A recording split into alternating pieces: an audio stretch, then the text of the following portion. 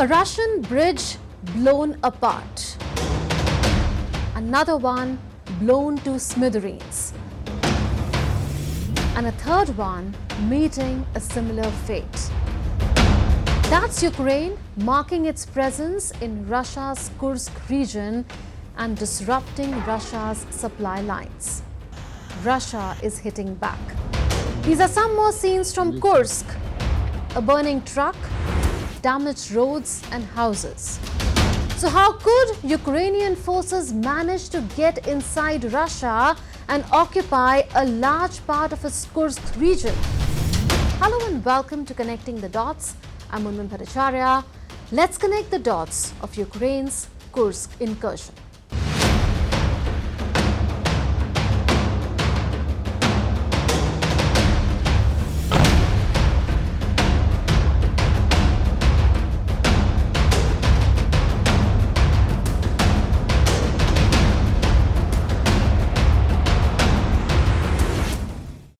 "5:30 a.m.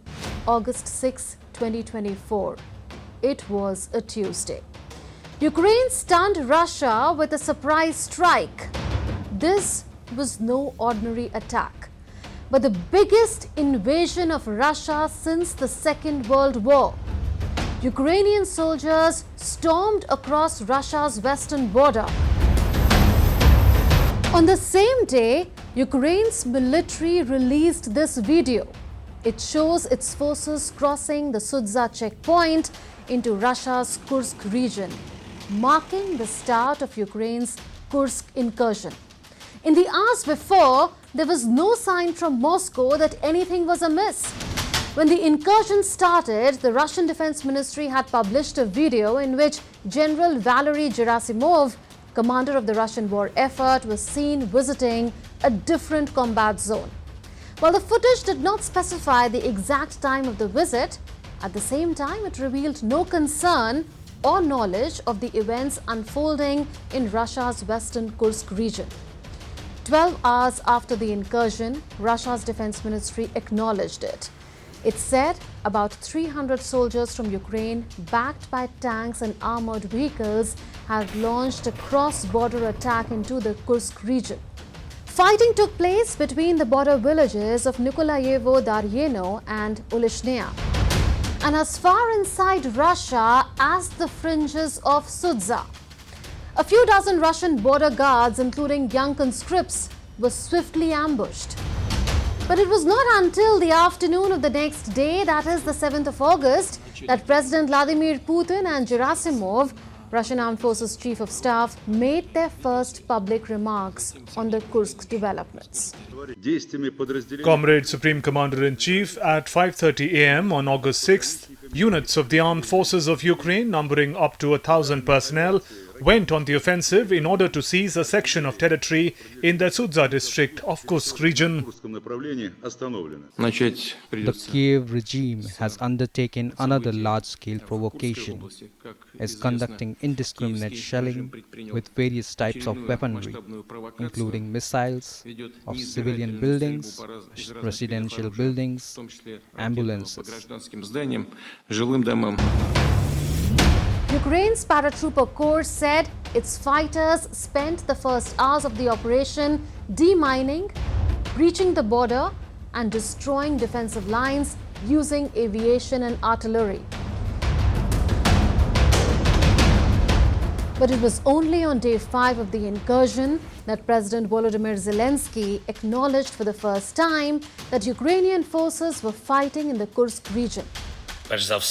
Today I received several reports from Commander-in-Chief Alexander Syrsky regarding the front lines and our actions to push the war onto the aggressor's territory. I am grateful to every unit of the defense forces ensuring that Ukraine is proving that it can indeed restore justice and ensure the necessary pressure on the aggressor. So why did Ukraine choose Russia's Kursk region for the surprise incursion? In Kursk region, Russians' fortifications in this area tended to have fewer anti-vehicle ditches, fewer obstacles, and fewer fighting positions when compared to positions in occupied southern Ukraine. Let's now see how Ukraine planned this incursion. Secrecy was paramount. The Ukrainian leadership seems to have learnt a key lesson from last year's failed counter-offensive. It is better to act swiftly without much publicity, as this would mean no time for the Russians to prepare. The attack had all the hallmarks of an operation planned by Ukraine's relatively newly installed Commander-in-Chief, Colonel General Alexander Sursky.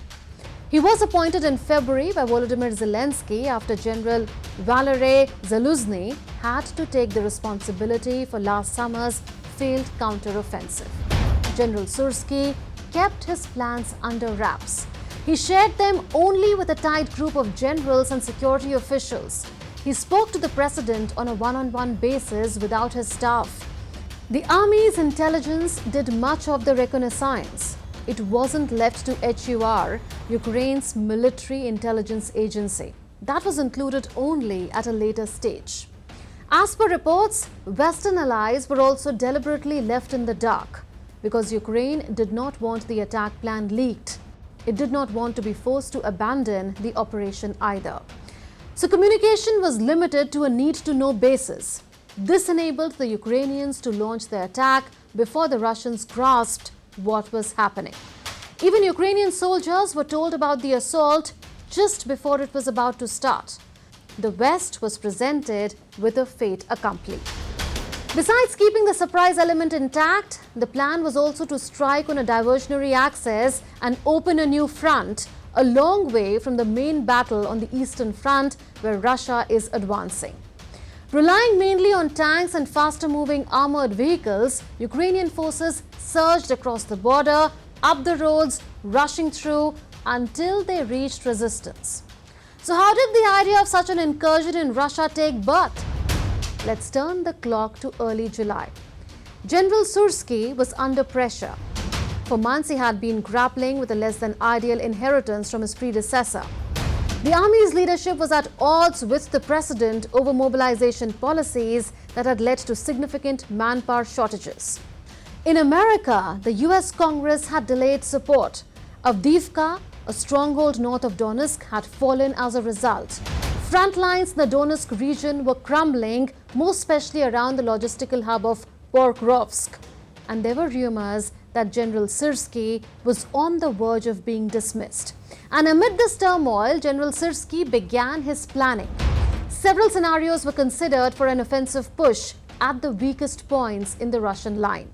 They were a strike in Bryansk region in the north, a strike in Kursk region, a combination of the two or more.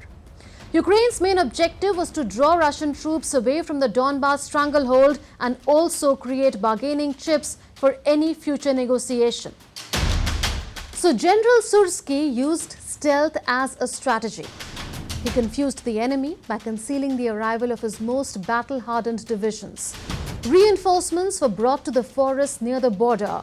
This was under the pretext of defending against a supposed Russian attack on Sumy region of northeastern Ukraine. At the same time, a narrative appeared in Ukrainian media about an imminent Russian invasion.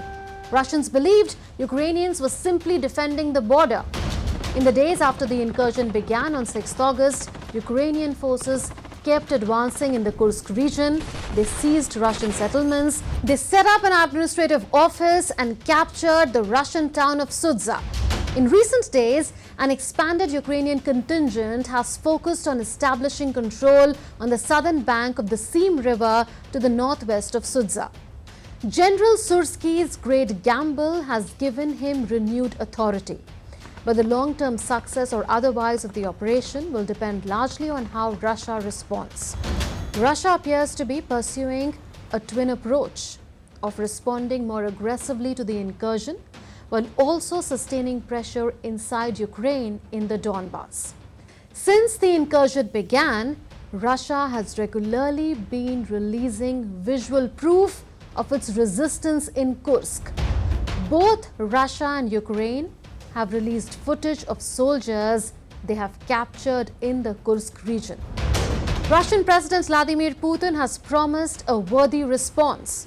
The enemy will certainly receive a worthy response, and all our objectives will undoubtedly be achieved. Amid the fighting, Tens of thousands of civilians have been evacuated from Russia's Kursk region. But questions remain around how long the Ukrainians can hold on and the level of losses they might suffer. The possibility of Ukrainian withdrawal from the Russian territory they currently hold cannot be ruled out. For Ukraine, the Kursk offensive remains a gamble. While the upside is an upper hand in the war, the downside is a potentially dangerous outcome.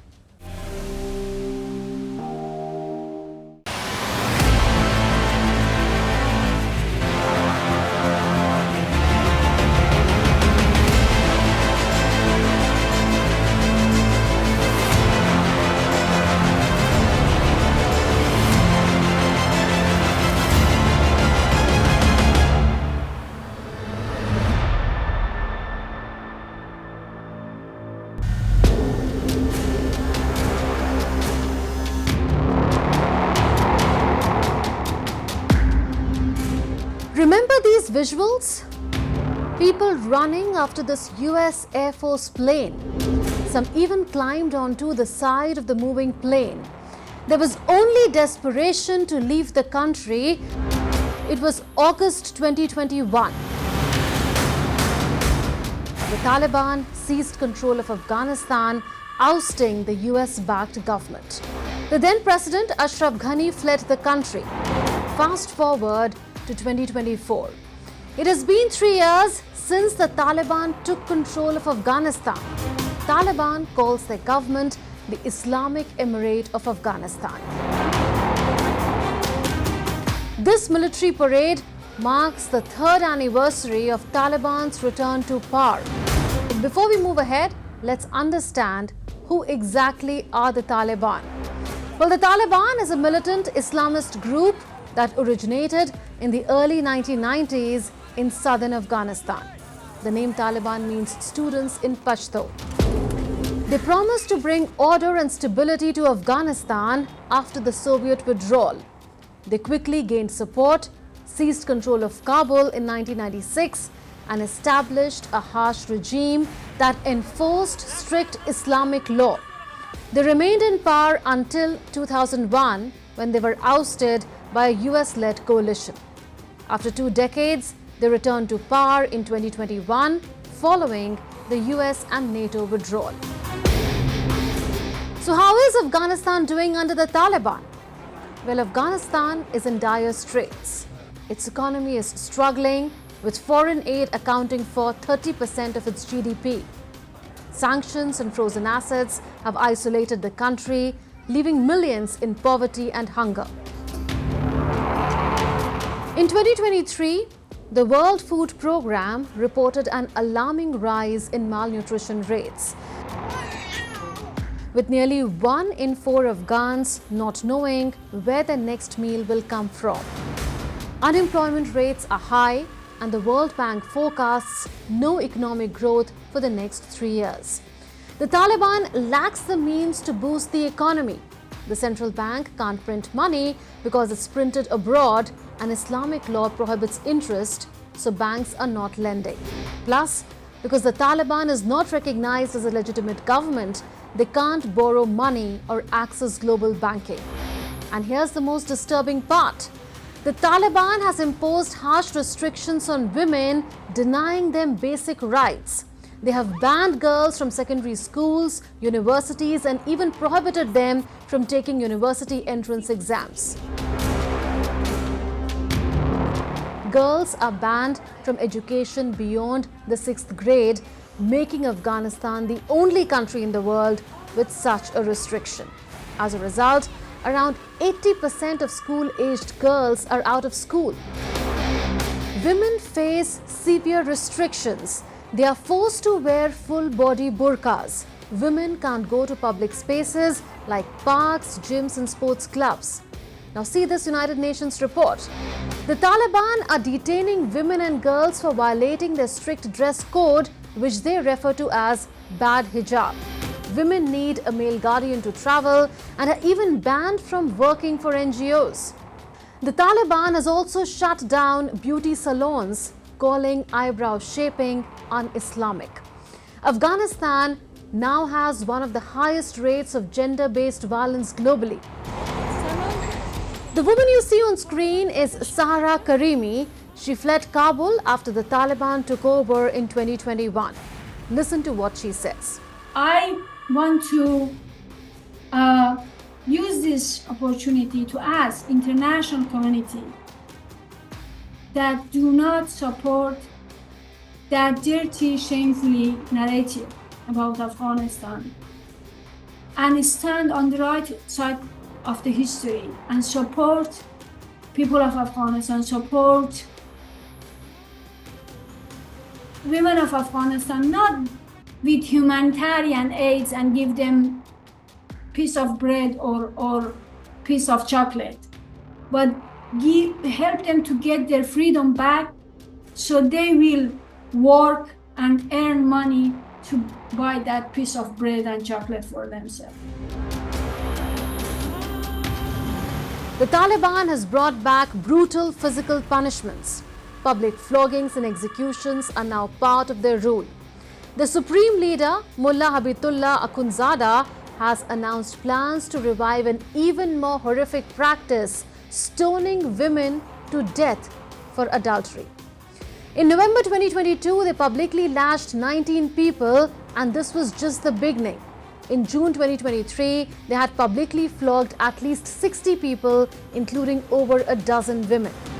The Taliban also conducted public executions, including double executions in February of this year at a stadium in Ghazni city. Migration issues add another layer of difficulty.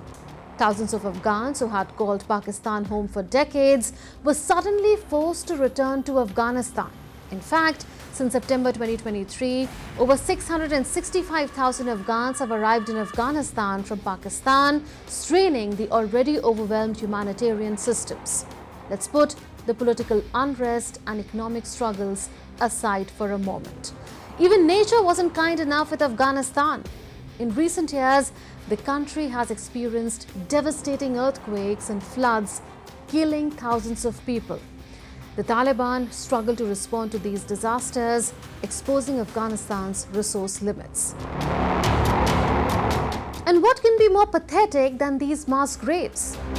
The Taliban claims to have brought stability and security to Afghanistan, but the reality on the ground tells a different story. Just days after the Taliban took over Afghanistan, Islamic State groups, suicide bombers and gunmen killed over 170 Afghans at Kabul airport. Since then, there have been more attacks, including a suicide bombing at an education center in a Shiite neighborhood of Kabul that killed dozens. The Taliban are also suspected of harboring terrorists. This report of the United States killing Al-Qaeda leader Ayman al-Zawahiri in a drone strike on a safe house in Kabul further validates the accusation. Reports suggest that Al-Qaeda has set up training camps across the country. While the Taliban is working to boost tourism, see what's happening with the tourists in the country. 3 Spanish tourists were killed in an attack by gunmen in Afghanistan's central Bamiyan province. No country in the world formally recognizes the Taliban-led government in Afghanistan, but some countries operate embassies in Kabul.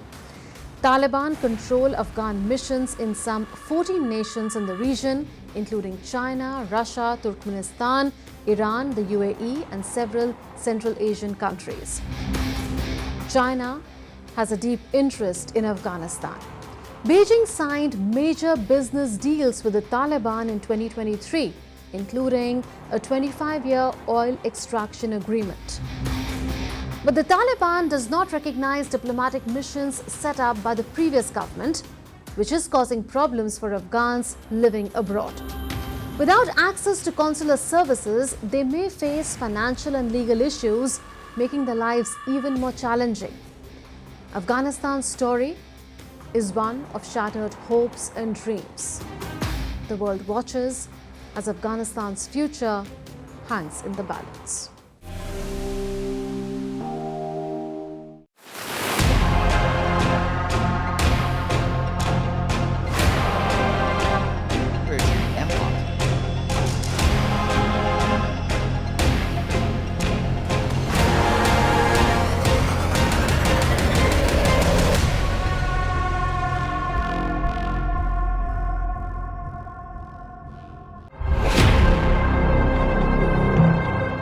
Fumigation spray being carried out. All areas being sanitized. These are visuals from the Jinnah International Airport in Pakistan's Karachi. You may wonder if this is a COVID outbreak. No, it's not. The airport is being sanitized due to mpox, a viral disease caused by the monkeypox virus. While the recent case in Pakistan is concerning, the disease originated thousands of miles away in the Democratic Republic of Congo in Africa. Mpox. The World Health Organization declared mpox, previously known as monkeypox, as a global public health emergency. A new strain of the virus known as clade 1 has raised alarms because it appears to spread more easily through close contact. Recently, a case was confirmed in Sweden linked to an outbreak in Africa. A case has also been reported in the Philippines. The current outbreak in Congo has affected over 27,000 people and caused more than 1,100 deaths, mostly among children. The monkeypox virus was first discovered in 1958 in monkeys, and the first human case was recorded in Congo in 1970. So what are its symptoms? Common symptoms include a rash, fever, headache, sore throat, muscle aches, back pain, low energy, and swollen lymph nodes. The symptoms typically last 2 to 4 weeks. The rash can look like blisters and may appear on various parts of the body, including the face, hands, feet, groin, genital and anal areas, mouth, throat, or eyes. The number of sores can range from 1 to several thousand. So how does mpox spread? It spreads through close contact with an infected person or animal. Human-to-human transmission can happen through contact with skin lesions, skin-to-skin contact, or even close proximity while talking or breathing. The virus can also linger on contaminated surfaces, bedding, clothing, and towels, entering the body through broken skin or mucous membranes like the eyes, nose, and mouth. Transmission from animals to humans usually occurs through bites, scratches, or contact with an infected animal's wounds. With rising mpox cases globally, many countries, especially in Europe, are raising their alert levels. India's health ministry has instructed airports and border authorities to stay vigilant for passengers showing symptoms. So what can you do to stay safe? To protect yourself, remember the basics.